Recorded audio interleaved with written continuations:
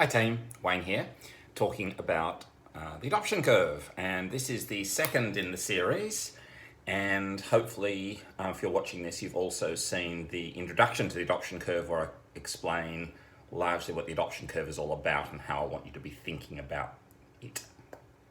So today we're going to talk about stage one of the adoption curve, which is awareness, and at the same time thinking about the progression from awareness to trial. But the bottom line is we can't ask a customer to move from awareness to trial unless we can tick the box and say that we've done awareness very well. It is literally the foundation stone. So today we're thinking about the concept of meaningful awareness. See, pure awareness is I heard about it, oh yes, I've heard about it, and that's it. So it's very passive. And passive awareness is very unlikely to drive behavior change. So we've got to look for meaningful awareness, and meaningful means it's meaningful to me. Something about what I've learned about this, I start to kind of think about in my hands, in my shop, with my customers, with my patients. So that's what we're shooting for. And a large part of the fuel of what we're trying to build here is pure curiosity. See, all humans are largely change resistant, and particularly where we have essentially satisfied needs, our behavior is naturally change resistant. We don't go running after every new thing. That would be chaotic. And particularly people in a professional environment like eye care practitioners, they don't run after every new thing because that would put their sense of how they practice optometry into chaos. So you always have to remember you're walking into a change-resistant environment and your friend is curiosity. So we're going to play around with what I think is probably about 6 questions, which if you do it well, is highly likely to spark meaningful awareness, and meaningful awareness will then start to create momentum toward trial. Let's begin. So the very first question you want to ask is, what would you like to know about a new contact lens, a contact lens that you've never tried before? Key part, what would you like to know? The temptation is to walk in and say, let me start to tell you about something. This is what it's made of. It's a silicone hydrogel. This is the price. These are the clinicals, blah, blah, blah, blah, blah. But then you're speaking to someone who is passive. When you're passive, it's like you're watching TV, like things are happening in front of you. You're there, but your brain's not engaging. So that doesn't work for us. So simply by saying, what would you like to know about a contact lens that you've never tried before? You're going to get a bunch of predictable answers, but someone is engaging in the thought process. So they're in the conversation.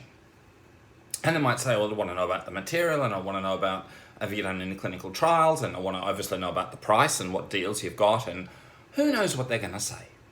And so you listen to those things, and then you simply say, which of those comes first? Which shall we hit first? And the answer to that, again, it's their choice. So they are steering the conversation, and you remember that because that says a lot about their hierarchy of things, of what's important in their world. Which comes first? So the next few minutes... Be quiet, Siri. For the next few minutes, you're going to spend some time going through and answering those questions. And does that make sense? And is that clear? Etc., etc.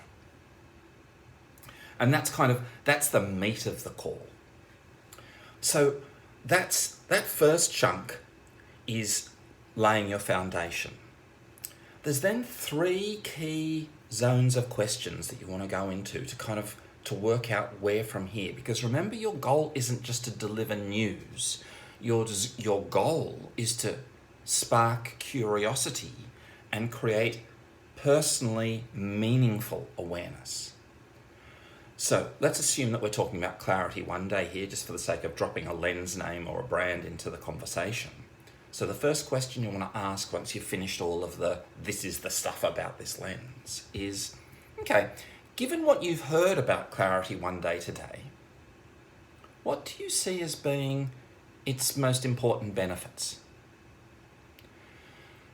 Now, again, who knows what they're going to say?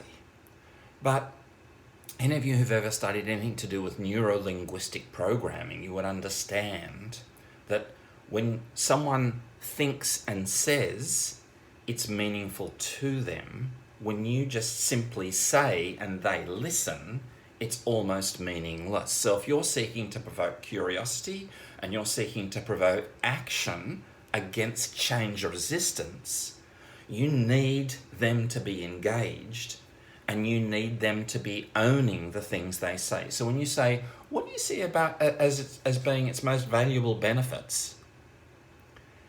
That thought process that they go through, they might say, well, a silicon for the price of a hydrogel, that's pretty huge, right?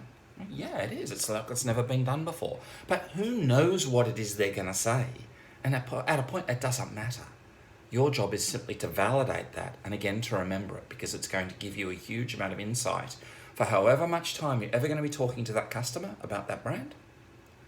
You know that that's the first thing that they've grabbed as being its most valuable and most important benefit. So that was a question about the lens. Okay, remember I said 3 questions.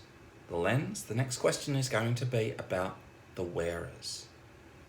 And so you finish that little bit of the conversation and you say, well, based on that, which of your patients do you think would get the most benefit out of Clarity One Day? And again, don't fill the space. Don't try and answer that.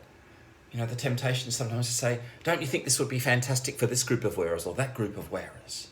Don't do that, because then they just say yes. And yes is a passive answer. You want an active answer. You want thought process driving a meaningful answer that someone has had to have thinking space to deliver. Because if they say, well, I see this as probably a good lens for brand new contact lens wearers, your response is, that makes a heap of sense. Yeah, I completely agree. It's a great place to start to use Clarity. And those people will really benefit from getting a value-based silicone hydrogel lens as their first ever contact lens. So just simply validating that. Again, remember it. What was the question again? Which of your patients would you see getting the most benefit out of Clarity One Day? Simple, right? So validate that. So first question was about the lens. What do you see as being the most important benefits? Second question, the wearers. Which of your patients would you see getting the most benefit from Clarity One Day? And the third question is about them. The third question really throws the whole thing back to them. And it's, so given all that we've discussed today, what do you plan to do with this thing, this Clarity One Day, this new lens that we've got available? What do you plan to do with it? Old school thinking says around about this time you jam at them something like, would you commit to trialing the next 5 contact lens wearers on Clarity One Day? Passive question, because you've made the entire proposition. Customer's answer is, of course, sure, because by that stage they want the call to finish. Thought process, 1 nanosecond, and level of intent, 0. When you say, what do you plan to do with this thing? They again have to think. And nothing isn't a good answer. So at that point, they're going to think of something. And they're the ones that say it.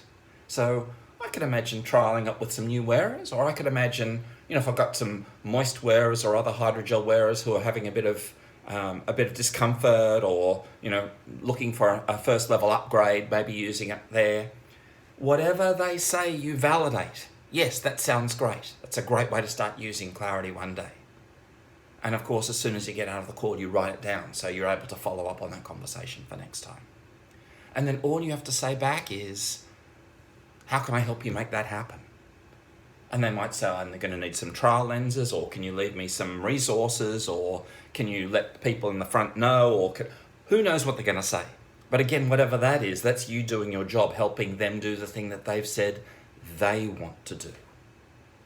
And then the final question is, okay, so we both know what we need to do. When do you need to see me again? When do you think this is gonna be ready to have the next level of conversation?